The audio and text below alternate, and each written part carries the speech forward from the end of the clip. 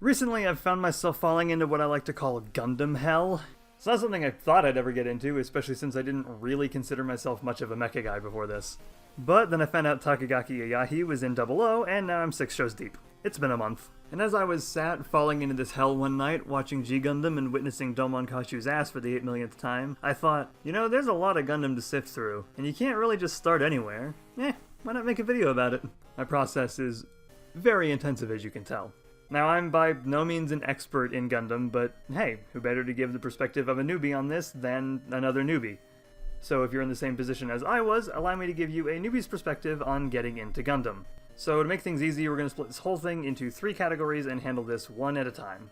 First, you've got the Universal Century, or UC, the main timeline where a good chunk of Gundam takes place. This is probably the easiest place to begin, since you don't even need to pick a show to start with. That choice is made for you. If UC is where you want to begin, you start with the original Mobile Suit Gundam.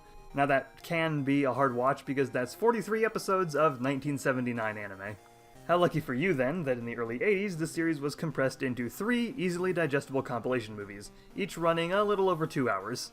It cuts a lot of the gags and the bullshit that became kind of memey in the fanbase, but if you just want to get into UC to watch some of the more popular shows like Zeta, then the movies do a fine job of giving you the important details. Past that, it's best to watch UC in production order, so after the original you'd do Zeta, Double Zeta, then Char's Counterattack, and so on and so forth. Shows set way down in the UC, like Unicorn, can be seen pretty much anytime after Char's Counterattack, and what I like to call side shows like Thunderbolt and 0080 can be watched just about any time after the original. Although I should mention that if you want to watch 0083 Stardust Memory, that is a prequel to Zeta, but it's one that should be seen after you've already seen Zeta. Next, we've got the AU stuff, or shows that take place outside of the UC timeline.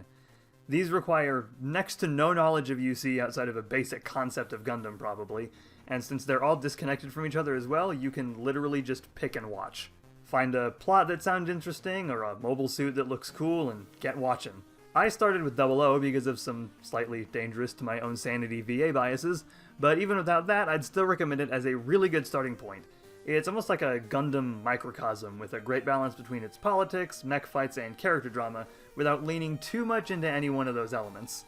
And then there's After-War Gundam X, an oft-ignored part of the franchise that is also worth checking out. I should probably mention, though, that the show got cut down from its planned 50 episodes to 39, so the ending of the series is a little rushed. Still, though, pretty damn enjoyable, even when the plot starts moving at 100 miles an hour. You've also got Wing, which is the Gundam series that made the franchise matter in the US, so you might be tempted to start with that one. Don't do that, Wing is bad. Lastly, there is everything else. Shows that don't fit into UC or really into an AU. Mostly, this consists of the Build series. Taking place in the quote-unquote real world, the Build series eschews proper mechs and robots and instead features sorta virtual mock battles using Gunpla, real-world plastic model kits that the series basically exists to shill.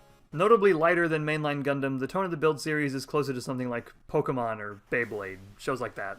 That's not to say that Build is any less good though, because it is frankly far better than it ever needed to be, but it is very different from normal Gundam. These shows are also a pretty decent way to get started since they're very simple shows, but it pays so much tribute to mainline Gundam and has so many references that you are going to get the best out of it when you've got some shows under your belt. Kinda like a Gundam Gokaiger, if you will. Now, before we wrap things up, I want to make clear something that newbies might think about Gundam that isn't really true.